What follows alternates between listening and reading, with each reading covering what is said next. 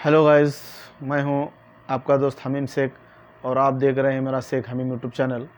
दोस्तों, आज मैं ऐसे शख्स के बारे में बताने वाला हूं जो सच में काबिलियत रखता है मुख्यमंत्री पद की। जो हमारे महाराष्ट्र के मुख्यमंत्री है श्री उद्धव ठाकरे, उद्धव बाला साहेब ठाकरे। सच में वो एक मुख्यमंत्री के रूप में एक महाराष्ट्र को एक बहुत ही अच्छे नेता मिले हैं, जो कि दोस्तों सर्वधर्म समभाव को लेकर चलने वाले ये मुख्यमंत्री हैं। दोस्तों, आप इतिहास गवाह हैं कि इस देश को स्वतंत्र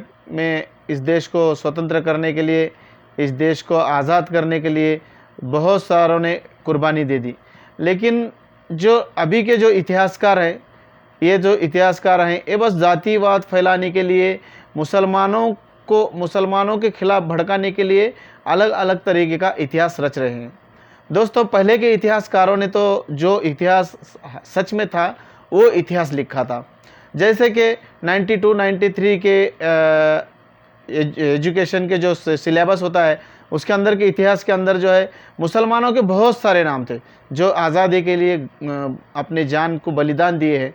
ऐसे बहुत सारे मुसलमान, जैसे कि खान अब्दुल गफ्फार खान, बहुत सारे ऐसे मौलाना आज़ाद, मौलाना अबुल कलाम आज़ाद, ऐसे बहुत सारे जो नेता थे जो देश के स्वतंत्र के लिए लड़े हैं और अंग्रेज़ों के खिलाफ जंग की है। तो इसी तरह का इतिहास पहले था, लेकिन अब के इतिहासकारों ने इसको पूरा फेर बदल करके इसको जो है मुसलमानों के खिलाफ कैसे बनाए माहौल, इस इतिहासकारों ने इसका ये लिया है। तो दोस्तों, बहरहाल मैं कहना ये चाहता हूँ कि जो इतिहास है, जो इतिहास गवाह है, वही असल पहले वाला इतिहास है। तो दोस्तों, हमारे राज्य के मुख्यमंत्री श्री उद्धव बाला साहेब ठाकरे जी ने जो औरंगाबाद में अपनी तकरीर की, भाषण की, उसके अंदर उन्होंने जो पहले वाला इतिहास था वो बता दिया। दोस्तों, असल में क्या होता है, जो अपने घर के अंदर जैसा माहौल होता है वैसा इंसान होता है ना। स्वर्गीय बाला साहब ठाकरे जो हिंदू हृदय सम्राट हैं, उन्होंने कभी भारत के मुसलमानों का कभी विरोध नहीं किया। वो मुसलमानों के खिलाफ बोलते थे, लेकिन जो दूसरे देश के मुसलमान हमारे देश में आकर रहते थे, जैसे कि बांग्लादेश के हैं, पाकिस्तान के हैं, ये मुसलमानों के खिलाफ बाला साहब ठाकरे भी बोलते थे।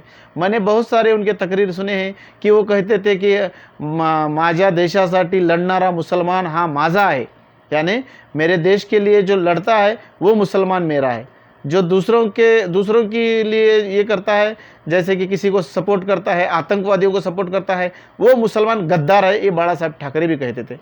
तो दोस्तों, बहरहाल माननीय हमारे महाराष्ट्र के मुख्यमंत्री जनाब उद्धव साहब ठाकरे जी ने जो औरंगाबाद में भाषण किया है, उसकी मैं कुछ क्लिप आपको मेरे इस वीडियो के अंदर बताने वाला हूँ। जो कि उन्होंने वो हरामी औरत जो है नुपुर शर्मा, उसका भी जिक्र किया, और औरंगाबाद जो अंग्रेज़ों के खिलाफ लड़ते लड़ते शहीद हो गए, उनका भी इस वीडियो के अंदर, इस भाषण के अंदर उन्होंने जिक्र किया। तो सच में मुख्यमंत्री हो तो ऐसा उद्धव जी ठाकरे जैसा कि सर्वधर्म समभाव वाला इंसान हो, जैसे कि सारे जाति धर्म के लोगों को लेके चलने वाला। उन्हें पता है शिवसेना के अंदर मुसलमान भी हैं, सब मुसलमान एक जैसे नहीं होते, शिवसेना के अंदर भी मुसलमान हैं दोस्तों। तो शिवसेना कोई एक जातिवादी पक्ष नहीं है, सबका पक्ष है शिवसेना भी। शिवसेना में जो है पहले से जो बाला साहब ठाकरे का विचार था, वही विचार अभी भी आगे चल रहा है। बाला साहब ठाकरे ने कभी हिंदुस्तान के मुसलमानों को कभी गद्दार नहीं कहा, कभी हिंदुस्तान के मुसलमानों को गाली नहीं दी बाला साहब ठाकरे ने। हत्ता कि वो ये कहते थे कि हम जो देश में रह रहे हैं उसी देश का हम गुण गाना चाहिए। हम भारत में रहते हैं दोस्तों, भारत का ही गुण गाना चाहिए, ना कि पाकिस्तान का गुण। पाकिस्तान वालों को गाली दो, क्या कुछ भी करो, हमको क्या लेना देना है पाकिस्तान वालों से। हम तो पहले, हमारे हुजूर सल्लल्लाहु अलैहि वसल्लम ने भी फरमाया है, हम जहाँ पे रहते हैं, जिस वतन में रहते हैं, उस वतन से हमें मोहब्बत होना चाहिए। तो इसी तरह दोस्तों, हमें हमारे हिंदुस्तान से मोहब्बत है, हम हिंदुस्तानी हैं, इसका हमें गर्व है, हम भारतीय हैं।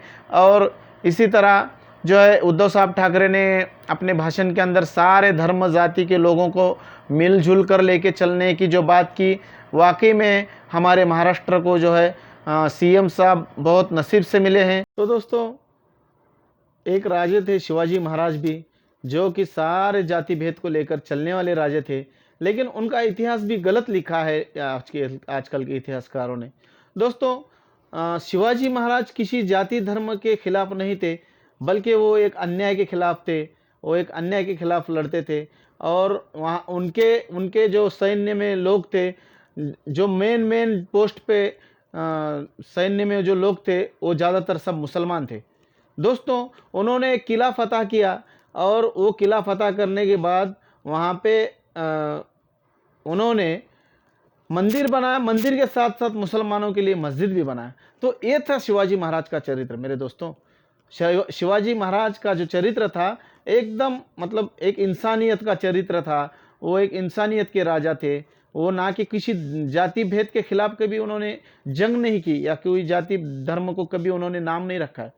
तो दोस्तों, असल में जो राजा होता है, जो असल में राज करना चाहता है, उसके अंदर सारे लोगों को लेकर चलने की काबिलियत होना चाहिए।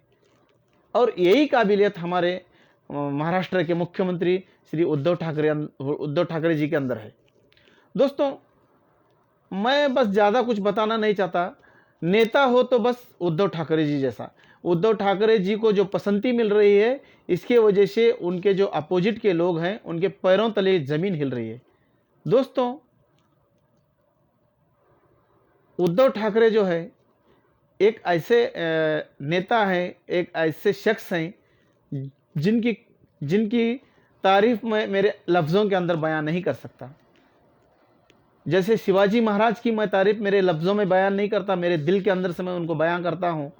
शिवाजी महाराज को मैं दिल के अंदर से चाहता हूँ, क्योंकि वो नेता ही वैसे थे। दोस्तों, शिवाजी महाराज ने कभी किसी के माँ बहन पे हाथ नहीं डाला, ना कभी किसी को भला बुरा कहा, ना कभी गलत उन्होंने कभी किया। जो गलत करता था उनके खिलाफ वो जंग करते थे। जो गलत करता था, वो चाहे किसी भी जाति धर्म का हो। तो ये था शिवाजी महाराज का चरित्र, ये थे शिवाजी महाराज, ये था शिवाजी महाराज का आदर्श। इसी तरह से हमारे महाराष्ट्र के मुख्यमंत्री जनाब श्री उद्धव ठाकरे जी भी सारे जाति धर्म को लेकर चलने वाले शख्स हैं। सारे जाति धर्म के लोगों को मिलजुल कर सबको न्याय देने की कोशिश वो अपने पद के अंदर रहकर कर रहे हैं। इसी तरह का मैं परसों जहाँ पे औरंगाबाद में उनकी सभा हो गई, उसी का वीडियो मैं आज मेरे इस वीडियो के अंदर डालने वाला हूँ। आप उस भाषण को सुनिए, फिर आपके समझ में आ जाएगा कि मुख्यमंत्री हो तो इस तरह का हो। तो देखिए दोस्तों, अभी मैं आपको श्री माननीय मुख्यमंत्री साहब का वीडियो मेरे इस वीडियो के अंदर डाल के मैं आपको सुनाने वाला हूँ। तो उम्मीद करता हूँ आपको मेरा ये वीडियो पसंद आएगा। आपको मेरा वीडियो पसंद आए तो ज़्यादा से ज़्यादा लाइक कीजिए, शेयर कीजिए, और मेरे YouTube चॅनल को सबस्क्राईब कीजिए। पण आज एका भाजपच्या कोणत्या तरी प्रवक्त्याने त्या प्रेषिताचा अपमान केला। काय संबंध, काय तुमचा संबंध काय? आपल्या देवदेवतांचा अपमान कोणी करायचा नाही, तसंच त्यांच्याही करण्याची तुम्हाला काही गरज नाहीये। पण तो अपमान केल्यानंतर सगळे मिडल ईस्ट अरब देश एकत्र झाले आणि त्यांनी आपल्या देशाला गुडघ्यावरती आणलं, माफी मागायला लावली। इकडे सुद्धा काही मुसलमान शिवसैनिक आले असतील ना, आले असतील। आहात ना रे इकडे? का तुम्ही शिवसेनेत? का तुम्हाला माहित नाही हिंदुत्ववादी शिवसेना आहे? पण त्यांना कळलेलं आहे की हिंदुत्व शिवसेनेचं कसं आहे। जो एक उल्लेख मी 2-3 वर्षापूर्वीच्या दसरा मेळाव्यात केला होता, ते मुद्दामून सांगतो, हिंदुत्व शिवसेनेचं कसं आहे हे पुन्हा एकदा सांगतो। जास्त पाठी जाण्याची गरज नाही। आज जे काश्मीरमध्ये चाललेलं आहे, प्रत्येक काश्मीरी पंडिताची टिपून हत्या होते आहे। असाच एक सैनिक होता,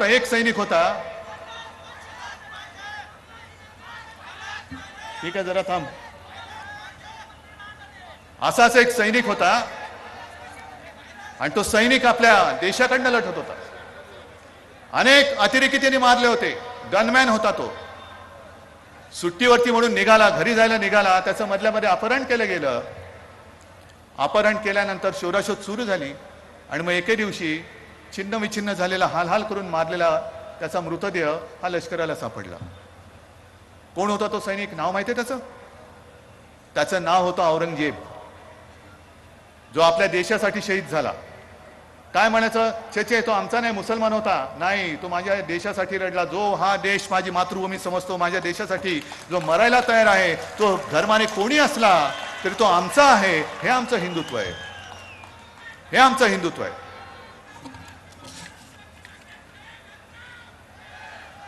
आणि हे असं हिंदुत्व आम्ही घेऊन पुढे जात असताना